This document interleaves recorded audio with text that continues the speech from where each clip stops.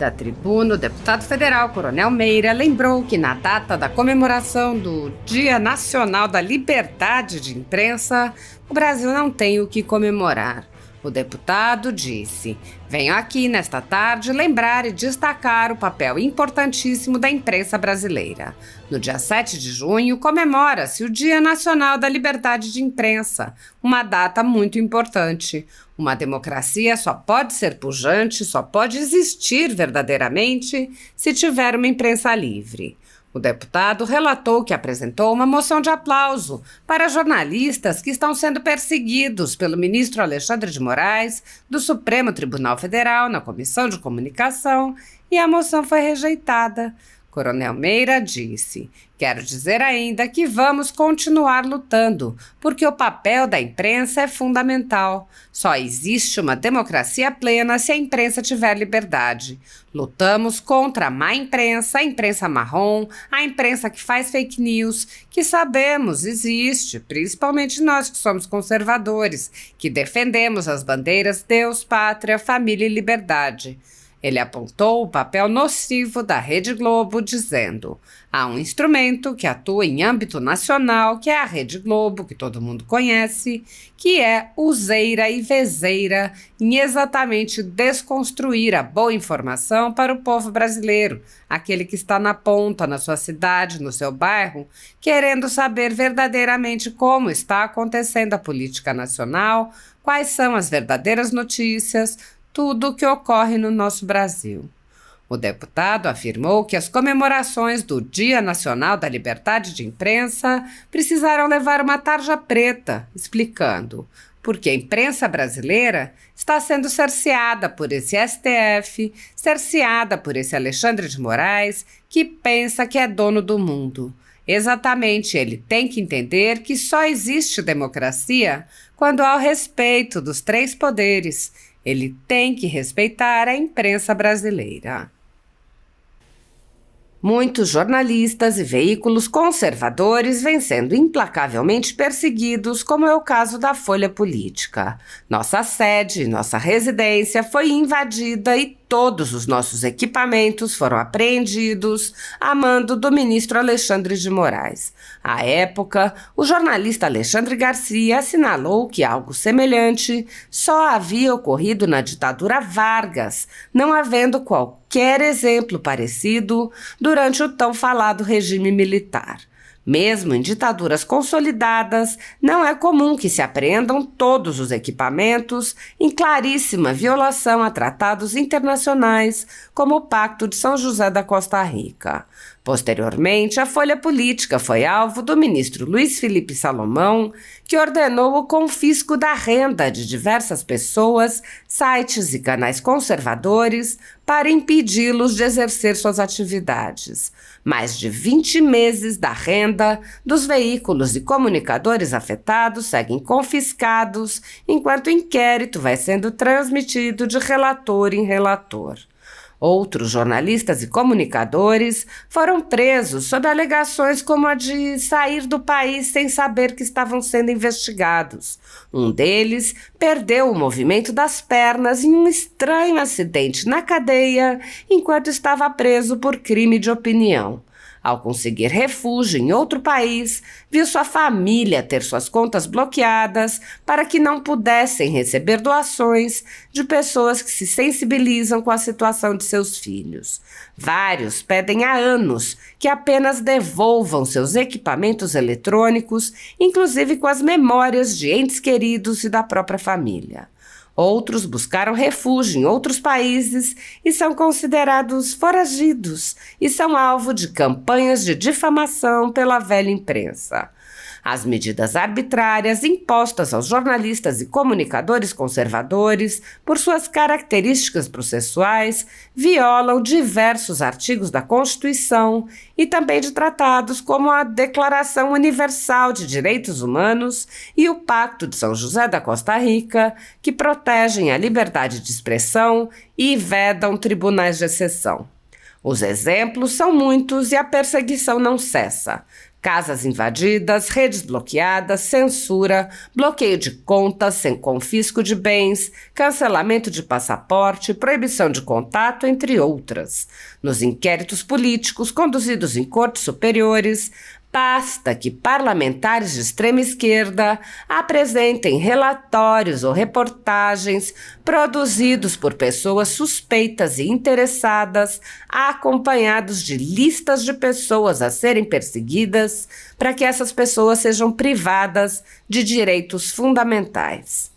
Se você apoia o trabalho da Folha Política e pode nos ajudar a continuar nosso trabalho, doe qualquer valor à empresa Raposo Fernandes através do Pix, usando o QR Code que está visível na tela ou com o código ajude@folhapolitica.org.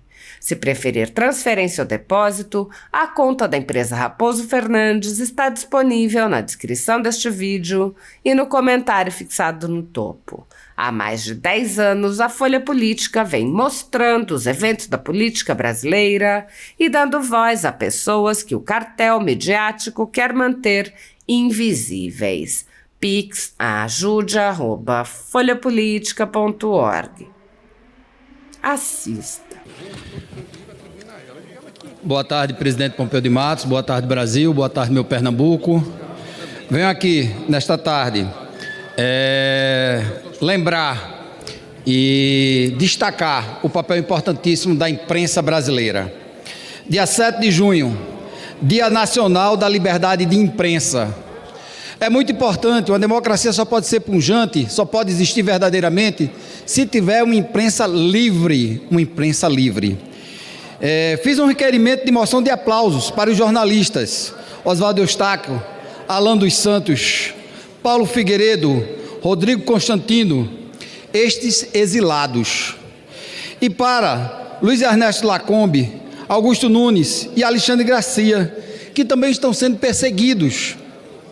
E não consegui, por incrível que pareça, como membro titular, tá certo, da Comissão de Comunicação desta Câmara Federal, houve uma rejeição. Inclusive provoquei hoje, na reunião, um pedido para que se converse os deputados federais, saber o que é que está acontecendo, porque estamos sendo cerceados. O deputado federal não pode ser cerceado, tá certo? E a gente tem realmente que colocar. Então quero também aqui, aproveitando, colocar aqui toda a imprensa pernambucana, certo? O Magno Martins com o blog do Magno. Nós temos o nosso Alberes, né, lá de Caruaru, com seu blog. Nosso Jonas Silva, da Rádio Camará. Quero também parabenizar os jornalistas que trabalham no nosso gabinete, a Zodja, né, o Bruno Cantarelli, o Luiz, enfim, todos que fazem a imprensa. E dizer que vamos continuar a lutar, porque a imprensa, o seu papel é fundamental. Só existe uma democracia plena se a imprensa tiver a liberdade. A gente sabe, a gente luta contra a má imprensa, a imprensa marrom, a imprensa que faz fake news, que a gente sabe que existe, principalmente nós que somos conservadores, que defendemos as nossas bandeiras, Deus, pátria, família e liberdade. Então tem um instrumento a nível nacional, que é a Rede Globo, que todo mundo sabe, que todo mundo conhece, que é o Zero e Vezeira, em exatamente desconstruir a boa informação para todo o povo brasileiro, aquele que está na ponta, na sua cidade, no seu bairro, querendo saber verdadeiramente como está acontecendo a política a nível nacional, quais são as verdadeiras notícias de tudo que acontece no nosso Brasil. Então venho aqui, nesta tarde e noite, parabenizar toda a boa imprensa brasileira e dizer que na próxima sexta-feira temos sim que comemorar o Dia Nacional da Liberdade de Imprensa, porém com a tarja preta, porque a imprensa brasileira está sendo... Para concluir, presidente, a imprensa brasileira está sendo cerceada por esse STF, cerceada por esse Alexandre de Moraes, que pensa que é dono do mundo. E exatamente ele tem que entender que só existe democracia quando há respeito dos três poderes, e ele tem que respeitar a imprensa brasileira. Meu muito obrigado. Mas eu quero só lembrar que eu adorei todas as intervenções, são profundas e muito também indignadas sobre um estado de exceção que está imperando no Brasil, uma ditadura do Supremo Tribunal Federal instaurada no Brasil. É uma ditadura que está sendo instaurada no Brasil por esses ministros do Supremo Tribunal Federal. Gravemente ainda, pelo fato de 10 ministros terem conestado essa barbaridade que foi realizada. Mas eu quero só lembrar que o doutor Sérgio Dario fez uma análise profunda e geral sobre o aspecto da ilegalidade e inconstitucionalidade desses inquéritos e dessa portaria, mas ele, a sua tese é de que realmente é natimorto.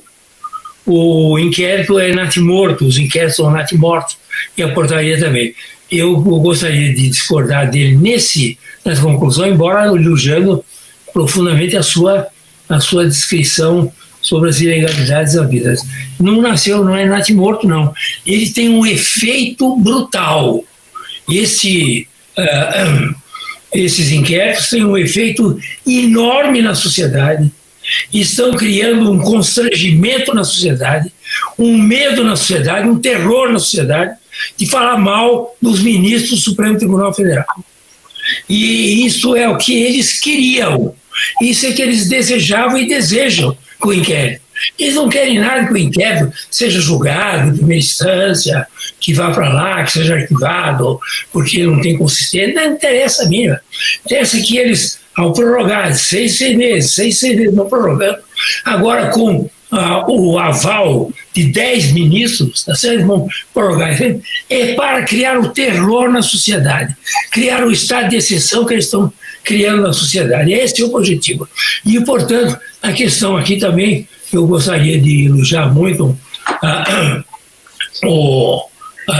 todos os que falaram a respeito desse assunto, principalmente o doutor Greco também, que foi muito claro na sua posição. E eles não é uma questão de um inquérito político, é um inquérito de autodefesa de todas as barbaridades que eles fazem. Certo? Eles não querem ser criticados porque eles fazem barbaridades, hora para um, hora para outro. Uma hora eles vão lá e acabam com o COAF, congelam o COAF. Depois, outra hora, eles atacam o presidente da República. Outra hora, eles atacam o PT. Outra hora, eles atacam o Centrão. Quer dizer, eles vão de acordo com os interesses do momento, interesses políticos dele. De modo que não é uma política feita a esses inquéritos, não tem a finalidade só de atacar o governo atual.